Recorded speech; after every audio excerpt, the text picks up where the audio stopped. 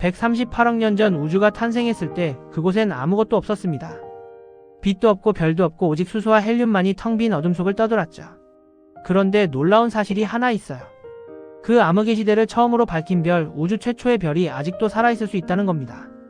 과학자들은 지금도 우리 은하 어딘가에 숨어 있을지 모르는 그 고대의 별을 찾고 있는데, 문제는 그걸 찾는 게 유럽 전체를 파헤쳐서 특정 섬에만 살던 난쟁이 매머드 뼈 하나를 찾는 것만큼 어렵다는 겁니다. 오늘은 우주에서 가장 희귀하고 가장 신비로운 존재인 최초의 별에 대한 이야기를 해보겠습니다.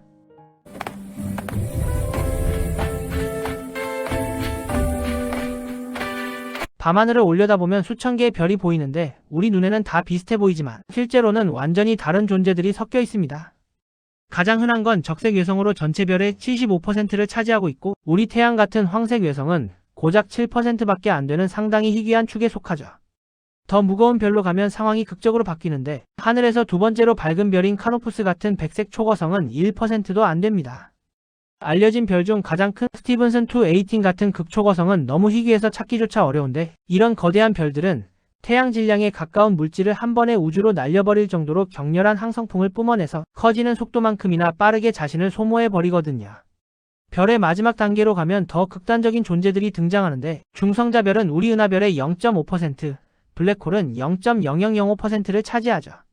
가장 극단적인 형태인 마그네타는 지금까지 관측된 게 고작 31개뿐인데, 이 중성자별은 지구 자기장의 1000조배나 되는 자기장을 가지고 있고, 표면에서 일어나는 별지진은 리히터 규모 23에 달합니다. 하지만 이것도 과학자들이 예측하는 가장 희귀한 별은 아니에요. 진짜 가장 희귀한 별은 우주 초기에 태어나서 지금까지 숨어 있을지 모르는 최초의 별, 바로 종족 3별입니다. 별을 분류하기 시작한 건 생각보다 최근의 일인데, 1860년대에 이탈리아 천문학자 안젤로 세키가 분광학을 이용해서 비슷한 색깔의 별은 비슷한 스펙트럼을 가진다는 걸 발견했거든요. 차가운 별은 빨갛고 뜨거운 별은 파랗다는 기본 원리가 여기서 확립됐습니다. 20세기 초에는 하버드 천문대의 여성 계산원들이 하루에 수천 장의 유리판 사진을 분석하면서 별을 알파벳 순서로 분류하기 시작했어요. 애니 점프 캐넌과 윌리엄이나 플레밍 같은 분들이 처음엔 싼 노동력으로 고용됐지만 결국 그 누구보다 하늘을 잘 알게 됐고, 지금까지 쓰이는 OBAFGKM 분류 체계를 만들어냈죠. 그런데 당시 천문학자들은 모든 별이 근본적으로 같다고 생각했습니다. 온도만 다를 뿐 재료는 똑같다고 본 거예요. 심지어 지구도 그냥 차가운 별이라고 여겼는데, 태양 스펙트럼에서 탄소, 산소, 철 같은 지구에 있는 원소들이 발견됐기 때문이에요. 빵은 굽든 안 굽든 빵이듯이 별과 행성도 온도만 다른 같은 존재라고 생각한 거죠. 이 믿음이 깨진 건 1925년 영국 출신 천문학자 세실리아 페인 덕분이었는데, 그녀는 복잡한 계산을 통해 태양의 98%가 수소라는 걸 밝혀냈고, 무거운 원소들은 주재료가 아니라 맛은 내지만 양은 극히 적은 양념에 불과했던 거죠. 별과 행성의 재료는 같았지만 비율은 완전히 달랐고, 이건 둘이 전혀 다른 범주의 존재라는 의미였습니다. 문제는 이 결과가 기존 상식에 너무 어긋나서 받아들여지지 않았다는 건데, 그녀의 논문은 묻혔어요. 4년 뒤 다른 사람이 독립적으로 같은 결론에 도달했을 때에야 인정받았는데, 세실리아 페인은 이렇게 말했습니다. 명성이나 돈을 위해 과학 경력을 추구하지 마세요. 그런 건 더 쉽고 좋은 방법들이 있으니까요. 1940년대에 발터 바데라는 천문학자가 또 다른 발견을 하는데, 은하의 다른 위치에 있는 별들의 스펙트럼이 다르다는 걸 알아낸 거죠. 나선팔처럼 별이 활발하게 태어나는 곳의 젊은 별들은 무거운 원소가 많았고, 은하 헤일로라는 은퇴자 마을 같은 곳의 늙은 별들은 무거운 원소가 적었어요. 그는 전자를 종족 1, 후자를 종족 2라고 이름 붙였는데, 여기서 중요한 질문이 생깁니다. 종족 2도 무거운 원소가 좀 있잖아요. 그렇다면 완전히 오염되지 않은 순수한 별은 없을까요? 더 오래된 종족이 우주 어딘가에 숨어 있지 않을까요? 이 질문에 답하려면 별이 죽을 때 무슨 일이 벌어지는지 알아야 합니다. 별의 핵에서는 수소가 헬륨으로 융합되면서 에너지를 내는데, 이 압력이 중력과 싸우면서 별의 형태를 유지하거든요. 수소가 다 떨어지면 핵이 수축하고 헬륨 융합이 시작되면서 바깥층은 부풀어 올라 적색 거성이 됩니다. 태양이 50억 년 후 적색 거성이 되면 수성, 금성, 어쩌면 지구 궤도까지 삼켜버릴 거예요. 태양 질량의 8배 이하인 별들은 탄소를 융합할 만큼 뜨겁지 않아서 결국 백색 외성으로 쪼그라들지만, 더 무거운 별들은 다른 운명을 맞습니다. 태양 질량의 10배 이상인 별은 점점 더 무거운 원소를 융합할 수 있는데, 단면을 잘라보면 양파처럼 층층이 다른 원소들이 쌓여있는 모습이 돼요. 문제는 철에 도달했을 때인데, 철 융합은 에너지를 내는 게 아니라 오히려 소모하거든요. 압력이 갑자기 사라지면서 별 전체가 붕괴하고 그 충격으로 초신성 폭발이 일어나는데, 정말 거대한 별들은 중성자 별조차 중력을 이기지 못하고 계속 붕괴해서 블랙홀이 되죠.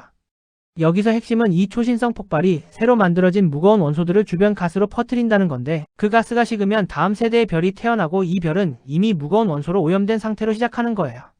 세대가 지날수록 별들은 점점 더 많은 무거운 원소를 가지게 되는데, 이건 매머드에서 코끼리로 진화하는 것처럼 같은 뿌리에서 갈라져 나온 다른 존재들인 거죠.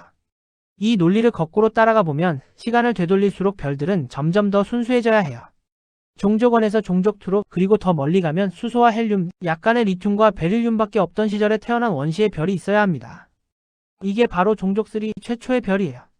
빅뱅 후 약 1억 년 뒤 우주는 완전한 암흑이었는데 무거운 원소는 전혀 없고 수소와 헬륨만 있었고, 이 단순한 가스가 암흑물질의 뼈대를 따라 모여들면서 천천히 뭉쳐갔죠. 별을 만드는 건 정밀한 과정입니다. 가스 구름이 너무 작으면 융합이 시작되지 않아서 갈색 외성이라는 실패한 별이 되고, 너무 뜨거우면 가스 압력이 붕괴를 막아서 흩어져 버려요. 가스는 붕괴하면서 자연스럽게 가열되는데, 자전거 타이어에 공기를 넣을 때 펌프가 따뜻해지는 것과 같은 원리예요. 이 열을 어떻게든 빼내야 붕괴가 계속될 수 있습니다. 오늘날 오리온 성운 같은 곳에서는 무거운 원소들이 이 역할을 하는데, 원자들 사이의 충돌로 전자가 에너지 준위를 오르내리면서 광자를 방출하고 이 광자들이 열을 가지고 날아가 버리거든요. 무거운 원소는 에너지 준위가 많아서 열을 빼는 게 쉬워요. 하지만 원시 우주에서는 수소와 헬륨밖에 없었고, 이 원소들은 에너지 준위가 적어서 열을 빼는 효율이 훨씬 낮았어요. 그래서 작은 구름은 쉽게 흩어져 버렸죠. 오직 정말 거대한 구름만이 충분한 중력을 만들어서 비효율적인 냉각을 이겨내고 붕괴할 수 있었는데, 결국 최초의 별들은 태어날 때부터 거인이었습니다. 태양의 수십 배에서 수백 배, 어쩌면 수천 배에 달하는 질량으로 태어나서 우주를 처음으로 밝혔지만 그 거대함이 바로 저주였어요. 별의 질량이 클수록 수명은 짧아집니다. 직관에 어긋나는 것 같지만 논리는 간단한데, 질량이 크면 연료인 수소도 많지만 중력 압력도 훨씬 커서 융합 반응이 더 빠르게 진행돼야 균형을 맞출 수 있거든요. 우리 태양은 약 100억 년을 살지만 태양의 100배 질량인 별은 고작 수백만 년밖에 못 삽니다. 인간의 수명에 비유하면 8일에 3일짜리 생애와 같은 거예요. 최초의 별들은 우주 역사에서 눈 깜짝할 사이에 태어나고 죽었죠. 그들의 빛은 아직도 138억 년의 여정을 거쳐 우리에게 오고 있지만 정작 별 자체는 오래전에 사라졌습니다. 2022년 존스 홉킨스 대학의 천문학자들이 허블 우주망원경 이미지를 분석하다가 놀라운 걸 발견했는데, 멀리 있는 은하들은 보통 흐릿한 얼룩처럼 보이는데 한 은하에서 선명한 점 하나가 보였거든요. 마치 돋보기로 확대한 것처럼 말이에요. 이 별은 에아렌델이라고 이름 붙여졌는데 고대 영어로 새벽별이라는 뜻이에요. 계산 결과 이 별은 빅뱅 후 10억 년도 안 된 시점에 태어났고, 태양의 50배에서 100배 질량의 표면 온도는 2만 켈빈으로 태양보다 3배 이상 뜨거웠습니다. 보통은 이렇게 먼 별을 볼 수 없는데 여기서는 우연히 우주적 돋보기가 작동했어요. 중력 렌즈라고 하는 현상인데, 거대한 은하단이 만드는 중력이 너무 강해서 뒤에 있는 별의 빛을 휘게 만들거든요. 마치 돋보기 렌즈가 빛을 굴절시키는 것처럼요. 에아렌델의 경우 은하단이 그 모은하를 호모양으로 왜곡시키면서 에아렌델의 이미지를 1000배나 밝게 만들어버린 거예요. 이건 아인슈타인이 20세기 초에 예측한 현상인데, 문제는 우리가 뭘 확대할지 선택할 수 없다는 거예요. 순전히 운이죠. 그리고 단일 별이 이렇게 정확하게 렌즈 초점에 맞춰 정렬될 확률은 믿을 수 없을 만큼 낮았습니다. 에아렌델의 빛이 우리에게 오는데 130억 년이 걸렸는데, 이건 최초의 별 시대에 가깝다는 뜻이에요. 하지만 스펙트럼에 무거운 원소의 흔적이 있어서 진정한 종족 3인지는 제임스 웹 우주망원경의 추가 관측이 필요합니다. 그렇다면 진짜 종족 3 별을 찾을 희망은 있을까요? 여기서 흥미로운 반전이 있는데 매머드를 생각해보세요. 매머드는 거대한 동물로 유명하지만 크레타 섬 같은 일부 섬에서는 섬의 소중이라는 진화 현상으로 1m밖에 안 되는 난쟁이 매머드가 살았거든요. 최초의 별도 마찬가지입니다. 대부분은 거대했지만 예외가 있었어요. 최근 슈퍼컴퓨터 시뮬레이션이 밝혀낸 건데, 원시별 주변에 형성되는 원반이 난류 환경에서 조각나면서 더 작은 별들이 함께 형성될 수 있었다는 겁니다. 오랫동안 과학자들은 원시별 주변의 모든 가스가 수천 년에 걸쳐 중심별로 흡수될 거라고 가정했는데, 최초의 별은 외로울 거라고 생각한 거죠. 하지만 최근 컴퓨팅 파워가 발전하면서 세계 최대 슈퍼컴퓨터로 원시별 주변 영역을 더 정밀하게 시뮬레이션할 수 있게 됐습니다. 이 시뮬레이션들은 가스 구름이 붕괴하면서 피자 도우처럼 납작해지고 회전하면서 형성되는 원반을 보여줬어요. 이 강착 원반은 붐비고 난류가 심한 환경인데 이게 원반을 조각내버립니다. 천문학자들이 이 작은 가스 덩어리들에 더 정밀한 해상도를 적용해보니 수천 년에 걸쳐 난류 환경이 가스의 열을 효율적으로 빼내면서 더 작은 별들이 형성되는 게 보였어요. 어떤 시뮬레이션에서는 하나, 어떤 곳에서는 50개까지 작은 별이 만들어졌는데 대부분의 질량은 여전히 중심의 거대한 별에 집중됐지만 남은 가스로 훨씬 덜 무거운 별들이 태어날 수 있었던 거죠. 이게 왜 중요하냐면 태양 질량의 80% 이하로 태어난 종족 3별은 130억 년 이상 살 수 있거든요. 그들은 지금도 살아있을 수 있습니다. 심지어 작은 은하들이 충돌하고 합쳐져서 우리 은하가 형성될 때 쓸려왔을 수도 있어요. 우리 은하 어딘가에 우주 최초의 빛을 밝힌 별이 숨어 있을 수 있다는 겁니다. 문제는 수천억 개의 별 중에서 그 희귀한 존재를 어떻게 찾느냐는 건데 열쇠는 역시 분광학이에요. 최초의 별의 스펙트럼에는 위조할 수 없는 특징이 있어야 합니다.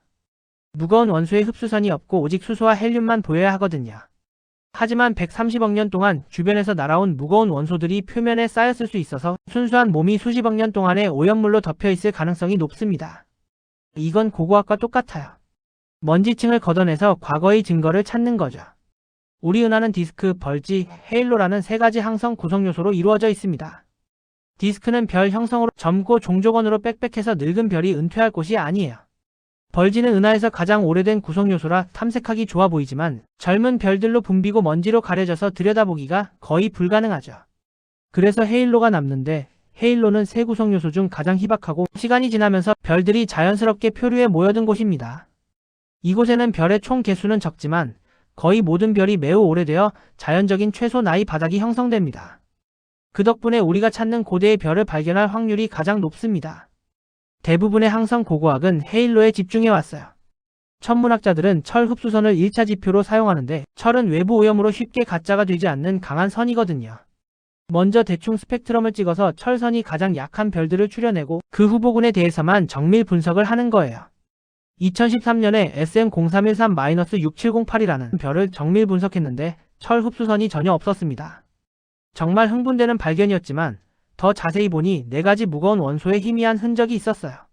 모델링 결과 이 별은 딱 하나의 초신성 잔해에서 형성된 거였는데 종족 3의 직계 후손 1세대 자녀인 거죠. 그 전에 있던 종족 3별은 태양의 60배 질량이었고 비교적 저에너지 초신성으로 죽어서 무거운 원소가 많이 탈출하기 전에 블랙홀로 가라앉은 것으로 추정됩니다. SM0313은 순수한 최초의 별에 가장 가깝지만 완전히 도달하진 못했어요. 그래서 탐색은 계속되고 있습니다. 최초의 별을 직접 찾지 못하더라도 그들의 발자국을 추적할 방법이 있어요. 최초의 별들은 강렬한 자외선과 항성풍으로 주변 수소가스를 이온화시켰는데 전자를 떼어내서 중성수소 바다에 이온화된 수소 거품을 만든 거예요. 중성수소는 21cm라는 특정 파장의 전파를 방출하는데 스핀 플립 전이라는 현상 때문이에요. 수소 원자의 전자와 양성자의 스핀 방향이 바뀔 때 에너지 차이가 광자로 나가는 거죠. 최초의 별이 수소를 이온화하면 이 21cm 신호가 사라집니다. 그래서 전파망 원경으로 우주를 스캔하면 스위스 치즈처럼 구멍 뚫린 이미지가 나오는데 구멍이 바로 최초의 별이 있던 자리인 거예요. 이 거품들은 빠르게 합쳐지는데 최초의 별만 수소를 이온화하는 게 아니에요. 블랙홀도 거품을 만들 수 있고 종족 2 별들로 이루어진 은하들은 워낙 많은 광자를 만들어내서 얼마 지나지 않아 전체 우주가 하나의 거대한 이온화된 수소 거품이 됩니다. 이 전환을 재이온화 시대라고 하는데 이 거품들의 모양과 나타나고 합쳐지는 속도가 우주에 뭐가 있었는지를 알려줘요. 스퀘어 킬로미터 어레이 같은 전파망 원경이 이 21cm 복사를 관측하고 이 거품들을 지도로 만들면서 최초의 별들의 분포와 상호작용을 추론하려고 하고 있습니다. 더 극단적인 방법도 있어요. 태양의 1000배 질량 같은 진짜 거대한 가스 구름은 너무 빠르게 붕괴해서 융합이 시작될 틈도 없이 바로 블랙홀이 됩니다. 직접 붕괴 블랙홀이라고 하는데 이게 나선 은하 중심에 있는 초거대 블랙홀의 씨앗이 됐을 수도 있어요. 수십억 년 동안 어떻게 그렇게 커졌는지 수십 년간 미스터리였거든요. 만약 2개의 직접 붕괴 블랙홀이 서로의 중력에 붙잡혀서 공전하다가 충돌하면 그 과정에서 중력파가 방출됩니다. 2016년에 라이 고아버그는 블랙홀 합체로 인한 중력파를 처음 관측했는데 고대 블랙홀 합체의 신호는 거리 때문에 훨씬 약해서 더 정밀한 장비가 필요해요. 나사와 이사가 계획 중인 리사는 우주 기반 중력파 관측소로 3개의 우주 정거장 사이 거리를 연속 측정하는데 중력파가 지나가면 이 거리가 변하거든요. 2015년에는 더 직접적인 증거가 나왔어요. 천문학자들이 하늘 사진을 비교하다가 N6946BH1이라는 별이 사라진 걸 발견했거든요. 2009년까지는 태양의 25배 질량인 적색 극초거성이 있었고 밝기가 태양의 10만 배에서 100만 배로 급증했다가 2015년에 완전히 사라져버렸어요. 초신성 흔적도 없었습니다. 후속 적외선 관측에서 희미한 빛이 보였는데 초신성 잔해치고는 너무 약했어요. 과학자들은 이게 블랙홀이 형성되기 직전 충격파로 날아간 외곽층이라고 추정합니다. 핵이 붕괴하면서 충격파가 바깥으로 퍼져나가며 일부 항성 물질을 블랙홀의 직접적인 소나기 밖으로 밀어낸 거예요. 이게 맞다면, 그리고 현재까지의 후속 연구들이 이를 지지하고 있다면 이건 우리가 블랙홀이 형성되는 걸 처음 목격한 겁니다. N6946BH1은 실패한 초신성이라고 불리는 현상의 최고 후보인데 이건 항성 진화 이론의 몇 가지 긴급한 문제를 해결하기 위해 이론화된 현상이에요. 거대한 별 형성률이 초신성 발생률보다 높은데 이건 이 극초거성 별들이 다른 방식으로 죽고 있다는 걸 시사하거든요. 하지만 극초거성은 너무 희귀해서 표본 크기가 종종 의문시되죠. 그리고 여기서 매머드 같은 최초의 별들이 진가를 발휘합니다. 최초의 별 시대를 한 번이라도 엿볼 수 있다면 현대의 거대한 별에 적용할 수 있는 이론을 연구하는 사람들에게 놀이터가 될 거예요. 더군다나 이 희귀한 항성의 죽음은 가장 큰 최초의 별들이 겪었을 것으로 생각되는 것과 놀라울 정도로 비슷합니다. 밤하늘의 별자리를 올려다보세요. 수천 개의 별 중 하나가 사라져도 우리는 알아차리지 못할 겁니다. 하지만 그 별들 사이 어딘가에 138억 년 전 암흑의 우주를 처음 밝힌 고대의 불꽃이 아직도 타오르고 있을지 모릅니다. 매머드가 멸종했지만 코끼리를 연구해서 그들을 이해할 수 있듯이 베텔게우스나 스티븐슨 218 같은 현대의 거대한 별들이 최초의 별을 이해하는 창문이 돼요. 비록 비슷하지만 완전히 같지는 않죠. 탐험가들이 발굴한 많은 매머드들은 얼음 아래 너무 잘 보존되어서 털과 일부 살점까지 그대로 남아있고 이것은 부활시킬 수 있다는 제안으로 이어졌어요. 하지만 DNA가 고대이고 극도로 조각나 있어서 완전한 서열로 맞추는 게 어렵고 지금까지는 현대 친척인 코끼리의 유전체를 사용해서만 보완할 수 있습니다. 진짜 매머드를 부활시키려면 DNA가 필요하듯이 최초의 별의 진정한 모습을 알려면 그들의 빛이나 그들 자체를 찾아야 해요. 과학자들은 은하 헤일로를 뒤지고 21cm 신호를 분석하고 중력파를 기다리고 중력 렌즈로 확대된 고대 광원을 찾고 있습니다. 최초의 별은 눈 깜짝할 사이에 우주를 변화시키고 사라졌어요. 수백만 년이라는 찰나의 존재 기간 동안 수소와 헬륨만 있던 순수한 우주를 탄소, 산소, 철, 그리고 생명의 재료들로 오염시켰죠. 그들이 없었다면 행성도 생명도 우리도 없었을 겁니다. 공룡처럼 도도새처럼 매머드처럼 그들은 사라졌지만 신비로움은 남아서 천문학자들을 끌어당깁니다. 어쩌면 내일 어느 망원경이 은하 헤일로의 흐릿한 별에서 순수한 수소와 헬륨만의 스펙트럼을 찾아낼지도 모릅니다. 130억 년을 살아남은 난쟁이 종족 3가 발견되는 순간 우리는 우주 최초의 빛을 직접 마주하게 되는 거예요. 그날이 오면 암흑에서 시작된 우리의 기원 이야기가 마침내 완성될 겁니다.